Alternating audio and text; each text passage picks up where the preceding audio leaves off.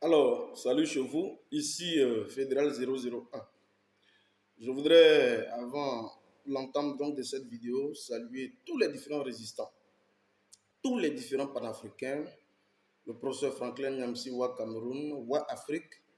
Je voudrais saluer mon ami et frère Sekou Tunkara, le politologue, Souleymane Babo Kone, Souley de Paris, et tous ces résistants-là qui œuvre effectivement dans l'intensification de la communication juste par rapport, je vais dire, au feuilleton de Wagner actuellement qui prévaut au niveau du Mali. Alors, quand je finis ça, je voudrais également m'adresser à un certain nombre de moutons du RDR qui arguent un peu sur les réseaux sociaux, comme quoi la population malienne est relativement analphabète et que nous avons un taux d'analphabétisme qui est aussi autour de 30%. D'accord. Mais quand vous comparez l'élite dirigeante du Mali, je reviens simplement même au niveau du ministre des Affaires étrangères, dont la déclaration est là tout à l'heure, que je vais porter à votre connaissance. Le ministre Abdoulaye Diop, ministre des Affaires étrangères du Mali, Abdoulaye Diop. Alors, quand vous établissez une comparaison entre ce monsieur-là et ce qu'on vous offre en Côte d'Ivoire, ce qu'on vous offre en Côte d'Ivoire, est-ce que vous ne sentez pas qu'il y a un grand creuset en termes donc d'acquisition de la connaissance, je vais dire, politique très objective? Vous ne pensez pas qu'il y a une nette différence? Donc, ce n'est pas la peine de faire des comparaisons inutiles. Alors, nous allons aller rapidement sur le communiqué. Excusez-moi, il est écrit en petits caractères. J'ai ça ici sous la main. On va aller rapidement. Le ministre des Affaires étrangères de la coopération internationale de la République du Mali présente ses compliments à la mission multidimensionnelle intégrée des Nations Unies pour la stabilisation au Mali. À l'honneur d'informer ce qui suit. Le ministre a été informé de l'arrivée à Bamako le 10 juillet 2022 par vol civil d'un contingent ivoirien dans le cadre d'une mission liée à la MINUSMA sans information préalable des autorités maliennes. Premier paragraphe. Donc vous voyez, loin de toutes les supputations de ces moutons du RDR, loin de toutes les supputations, le ministre Abdoulaye Diop vient ici pour redresser toute la manipulation qui est faite au niveau de l'opinion publique. En aucun cas, les autorités maliennes n'ont été informées préalablement de l'arrivée de vos mercenaires d'Ozol au Mali. Et ça, il faut le rétablir, il faut rétablir cette vérité. C'est ce qu'il vous dit ici. On poursuit, parce qu'il y a une manipulation qui est en train d'être faite par certains moutons du RDR. Il faut revenir pour rectifier le tir. La partie nationale souhaiterait des éclaircissements sur cette question, sur lesquels elle s'étonne du tweet de M. Olivier Salgado, porte-parole de la MINUSMA, affirmant que leur élève du 10 juillet aurait été préalablement communiqué aux autorités maliennes. Elle précise à cet égard que sur note verbale de l'ambassade de Côte d'Ivoire à Bamako, transmettant les documents mis en ligne par M. Salgado, date du 11 juillet 2022. Mais c'est clair.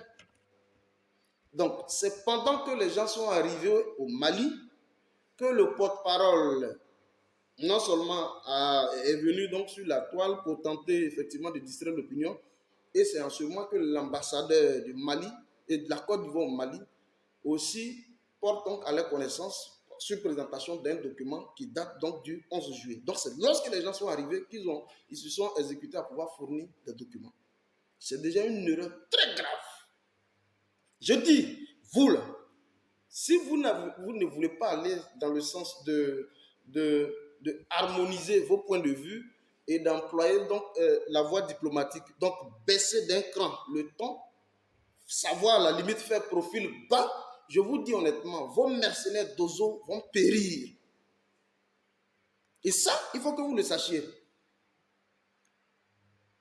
Aussi, le ministère sollicite de la MINUSMA la clarification des liens légaux ou contractuels entre militaires ivoiriens concernés, Sahel Aviation Service et le contingent allemand de la MINUSMA. De même, le ministère demande à la MINUSMA de lui soumettre à temps tous les documents nécessaires à la mise en route sur le Mali de ses contingents et de leurs contractuels ou co-contractants. Est-ce que vous entendez ça? Ça veut dire qu'avant même la mise en route de toute troupe sur le sol malien, il faut bien entendu la traçabilité, donc production de documents. Parce qu'il faut qu'on ait désormais des indices objectivement vérifiables. Il faut asseoir donc la traçabilité administrative.